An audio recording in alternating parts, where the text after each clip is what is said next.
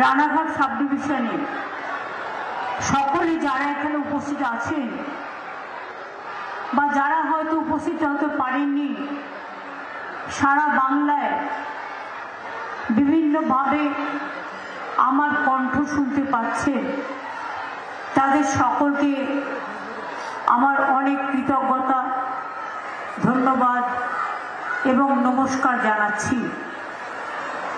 আমি প্রশাসনকে ধন্যবাদ জানাচ্ছি এই কারণে, আমার সাথে আজকে চিফ সেক্রেটারিও এসছেন এবং নদিয়ার এই পবিত্র মাটি থেকেই আমরা আজকে আরো 20,000 কিলোমিটার নতুন রাস্তার উদ্বোধন করে দিলাম, যেটা আগেও আমরা করেছি অনেকবার।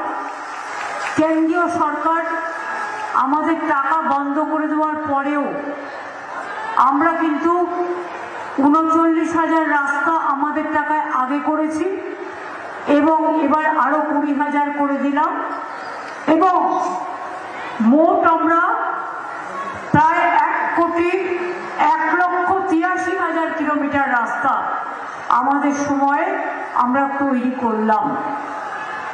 আমি urban department, panchayat department, district magistrate, SP থেকে শুরু করে, প্রশাসনের চিফ সেক্রেটারি থেকে শুরু করে, ডিভিশনাল কমিশনার থেকে শুরু করে যারা এসছিলেন তাদের সকলকে আমার অনেক ধন্যবাদ জানাচ্ছি এবং প্রত্যেকটা জেলায় ডিএমরা ছিলেন উপস্থিত, তাদের সকলকে জানাচ্ছি এবং প্রত্যেকটা জেলায় ডিএমরা ছিলেন উপস্থিত, তাদের সকলকে। আপনারা জানেন যে আমরা এই 14.5 বছরে 1,83,084 কিলোমিটার রাজ্য সড়ক, গ্রামীণ রাস্তা এছাড়াও অন্যান্য রাস্তা পুনর্নির্মাণ করেছি। 361টি প্রধান ও মাঝারি সেতু এবং 20টি আরবি নির্মাণ করেছি, যার জন্য খরচ হয়েছে 83,000 কোটি টাকা। আপনারা জানেন আমাদের রাস্তা তৈরির টাকা বন্ধ, আমাদের কেন্দ্রীয় সরকার দেয় না, 100 দিনের কাজের টাকা বন্ধ, গ্রামীণ আবাস যোজনা বাড়ি তৈরি করার টাকা বন্ধ আজ 4 বছর ধরে। কেন? কারণ বাংলা প্রথম হয়েছিল গ্রামীণ আবাস যোজনায়, 100 দিনের রাস্তায়, 100 দিনের কাজে এবং গ্রামীণ রাস্তায়। যে ভালো কাজ করে সে পাবে 0, আর ডাবল ইঞ্জিন সরকার বিজেপি হবে কোটি কোটি টাকাতে পূর্ণ। এই তো হচ্ছে ডাবল ইঞ্জিন সরকারের কাজ। তা সত্ত্বেও 100 দিনের কাজ বন্ধ করে দেওয়ার পর আমরা কিন্তু কর্মশ্রী প্রকল্প পাল্টা চালু করেছি এবং সেই কর্মশ্রী প্রকল্পের মাধ্যমে আমরা কিন্তু ইতিমধ্যেই 78,31,000 জব হোল্ডারকে কাজ দিয়েছি। 20,776 কোটি টাকা ব্যয় করে আমরা 104.58 লক্ষ ম্যান্ডেজ তৈরি করেছি। এটার কাজ এটাই। তারপরে আদালতের নির্দেশ পেয়ে, হাইকোর্টের নির্দেশ পেয়ে 6 মাস ঘুমিয়েছিল, সুপ্রিম কোর্টের নির্দেশ পেয়েও করেনি। হঠাৎ একটা চিঠি পাঠিয়েছে, তাতে যা কন্ডিশন দিয়েছে, এটা ডিসেম্বর মাস, আজকে কত তারিখ? 10 তারিখ, 11 তারিখ। এবার এসআইআর শুরু করেছে, মাসে একটাই মাস জানুয়ারি মাস, ফেব্রুয়ারিতে ইলেকশন ডিক্লেয়ার হবে। তার মধ্যে বলছে প্ল্যানিং তৈরি করো। একটা গ্রাম সভায় 10 জনের বেশি কাজ পাবে না। আরো অনেক নিয়ম কানুন দিয়েছে, টেন্ডার করো। একটা টেন্ডার করতেই তো 3 মাস চলে যায়, আর মার্চ মাসে ফাইন্যান্সিয়াল ইয়ার শেষ হয়ে যায়। এটা আমাদের সাথে চালাকির খেলা। আমরা বলি 4 বছর যখন দাওনি, 5 বছর যখন দাওনি, তোমাদের ভিক্ষে আমরা চাই না। আমরা 100 দিনের জায়গায় 75 দিনের কাজ করেছি।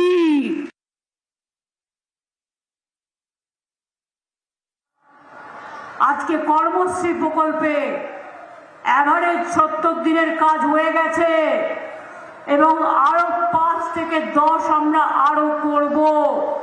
নিশ্চিন্তে থাকুন, আমরা ভিক্ষে করে খাই না। এটা চৈতন্যর দেশ, এটা রামকৃষ্ণের দেশ, এটা স্বামী বিবেকানন্দের দেশ, এটা রবীন্দ্রনাথের দেশ, এটা নেতাজির দেশ, এটা নজরুলের দেশ, এটা বাবা সাহেব আম্বেদকরের দেশ, এটা প্রমোদনাথ ঠাকুরের দেশ। মনে রাখবেন, হরিগুরুচাঁদের দেশ। এটা মনে রাখবেন যে এটা হচ্ছে আমাদের অনুকূল ঠাকুর বলুন, লোকনাথ ঠাকুর বলুন, আমাদের মন্দির বলুন, মসজিদ বলুন, গুরুদ্বারা বলুন, গির্জা বলুন, চৈতন্যদেব শান্তির বাণী নিয়ে এই নদিয়া জেলায় পদার্পণ করেছিলেন। নবদ্বীপ ধাম তার সবচেয়ে বড় উদাহরণ, এবং সেই নবদ্বীপকে আমরা হেরিটেজ টাউন হিসেবে ঘোষণা করেছি। আমি দু একটি কথা বলার আগে বলি, আমার অনেক সহকর্মী এখানে উপস্থিত আছেন, তাদের সবার নাম বলতে গেলে আমার অনেক টাইম লাগবে, সংক্ষেপে বলছি। এই জেলার প্রেসিডেন্ট মাইকম্যান যে আছেন, মাইকটা ঠিক করুন প্লিজ।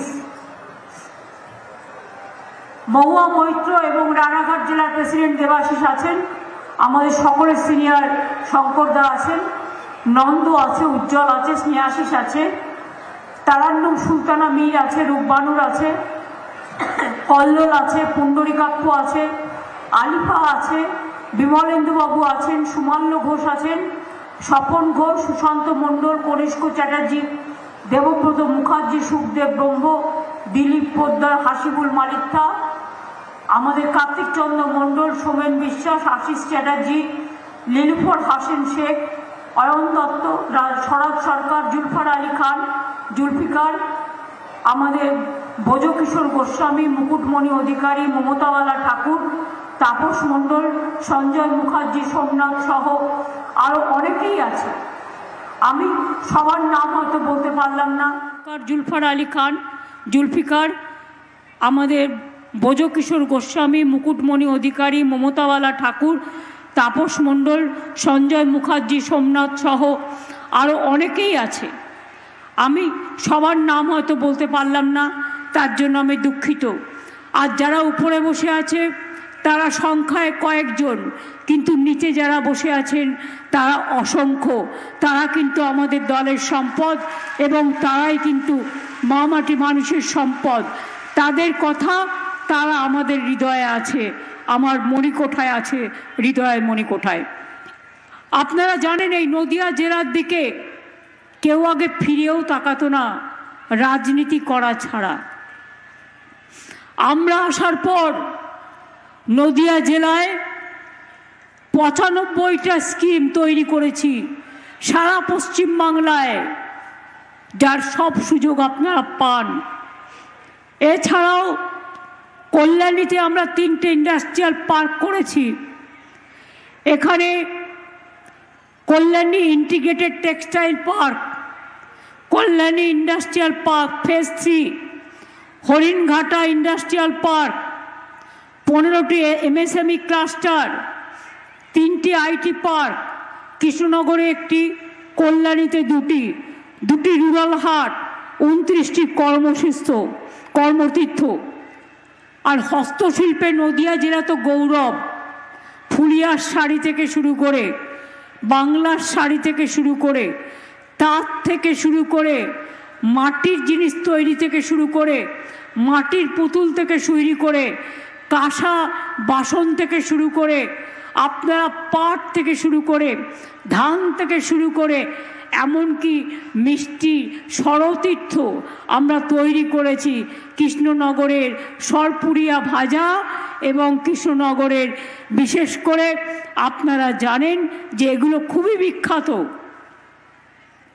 তাঁতের কাপড়, ঘূর্ণির মাটির পিতল, কাঁসা পিতল শিল্প, মৃৎশিল্প বিখ্যাত। ফ্লিপকট হরিণঘাটায় হাব তৈরি করছে, সেখানেও প্রায় 10,000 মানুষের কর্মসংস্থান হবে, বিরাট হচ্ছে। এছাড়াও কৃষ্ণনগরে হয়েছে মসলিন তীর্থ। আমি যখন প্রথম ক্ষমতায় আসি আমি দেখলাম মাত্র 6 জন মসলিন তীর্থে যারা কাজ করেন, মসলিন বানায় বেঁচে আছেন। আমি 6 জন থেকে ট্রেনিং দিয়ে 600 জন তৈরি করলাম। তারা আজকে মসলিন তৈরি করে, এটা আমাদের গর্ব। কি সুন্দর, কত হালকা, কত সুন্দর শাড়ি তৈরি করে, মানুষের কাছে খুব বিখ্যাত। আপনারা মনে রাখবেন, ফুলিয়ায় চালু হয়েছে আমাদের হ্যান্ডলুম টেকনোলজি। এছাড়াও কৃষ্ণনগরের সরভাজা, সরপুরিয়াকে সারা পৃথিবীতে আমরা পৌঁছে দেবার জন্য সরতীর্থ তৈরি করেছি।